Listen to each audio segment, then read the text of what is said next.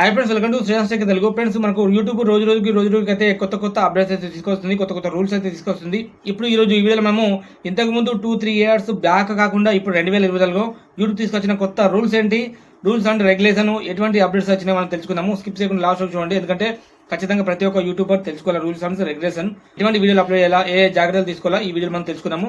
First మనం చూసుకున్నట్లయితే ఇంతకు ముందు ఏదైనా వీడియో మనము అప్లోడ్ చేస్తే, ఇంతకుముందు కాకుండా ఒక 2-3 ఇయర్స్ బ్యాక్ కానీ ఏదైనా వీడియో అప్లోడ్ చేసి దాంట్లో ఏదైనా తప్పు సెక్సువల్ కంటెంట్ కానీ, ఏదైనా బల్గర్ కంటెంట్ కానీ, ఇంకేదైనా తప్పు ఉండి కనుక దాన్ని మనము పబ్లిక్లా కాకుండా ప్రైవేట్లో పెట్టుకోవచ్చు. ప్రైవేట్లో పెట్టుకుంటే ఎటువంటి ప్రాబ్లం ఉండేది కాదు. కానీ ఇప్పుడు అంటే అప్పుడైతే పబ్లిక్లో ఉంటేనే ప్రాబ్లం ఉండేది, ప్రైవేట్లో ఉంటే ప్రైవేట్లో కానీ అన్లిస్ట్లో ఉంటే కానీ ఎటువంటి ప్రాబ్లం ఉండేది కాదు. కానీ ఇప్పుడు మాత్రము గైడెన్స్ కిలాబ్ కానీ, లేక ఏదైనా బల్గర్ కంటెంట్, ఏదైనా సెక్సువల్ కంటెంట్, ఇంకేదైనా చిన్నపిల్లలు స్నానం చేసినప్పుడు తీసిన వీడియో కానీ, ఇంకేదైనా మంటలు, ఈ యొక్క కత్తులు ఇవన్నీ చూస్తున్నట్టయితే ఇప్పుడు ఆ వీడియో ప్రైవేట్లో ఉన్నా సరే అన్లిస్ట్లో ఉన్నా సరే మీకు ఖచ్చితంగా స్ట్రైక్ అయితే వస్తుంది.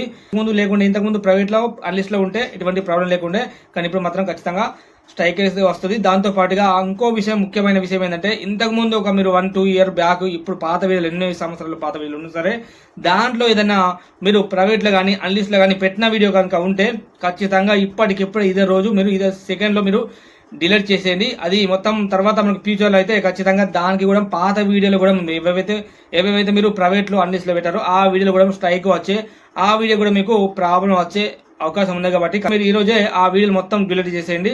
దాంతోపాటు మీరు తమిళలో కూడా ఏదైనా సెక్సువల్ కు సంబంధించింది కానీ, లేకుంటే ఏదైనా బల్గరు సెన్సిటివ్ కానీ, చిన్నపిల్లలకు సంబంధించింది కానీ, ఇంకా తమిళలో ఉన్న సరే మనకు ఖచ్చితంగా మీ యొక్క వీడియో రిమూవ్ అవుతుంది. దాంతోపాటు మీకు స్ట్రైక్ కూడా వచ్చే అవకాశం ఉంది. మనకు మూడవ కొత్త రూల్స్ చూసుకున్నట్టయితే, ఇంతకు ముందు మనం ఎవరైనా వీడియో కింద కామెంట్ సెక్షన్ లో ఏదైనా లింక్ కానీ, లేక ఏదైనా మనకు అసభ్యకరమైన ఏదైనా పదం కానీ మనం టెక్స్ట్ లో రాసి పంపితే ఏం కాకుండేది. కానీ ఇప్పుడు అలా కాదు.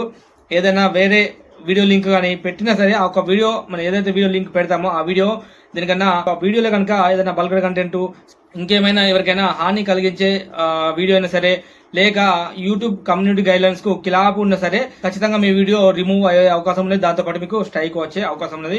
కామెంట్ సెక్షన్ లో కూడా మనం వేరే వాళ్ళ వీడియో పెట్టద్దు, పెట్టినా కానీ ఆ వీడియోలో ఎటువంటి తప్పు ఉండకూడదు.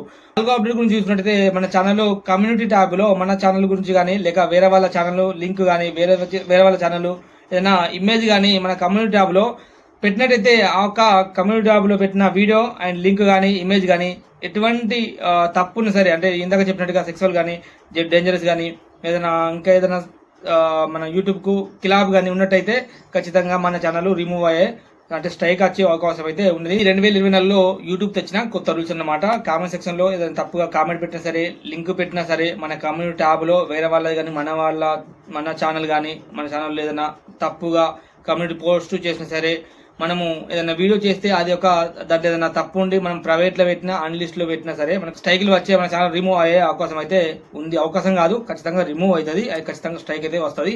మనకి తెలియదు కదా, అందుకోసం ఈ యొక్క వీడియో చేశాను. ఇదన్నమాట వీడియో నచ్చితే లైక్ చేయండి, ఛానల్ కొద్దిగా సబ్స్క్రైబ్ చేసుకోండి.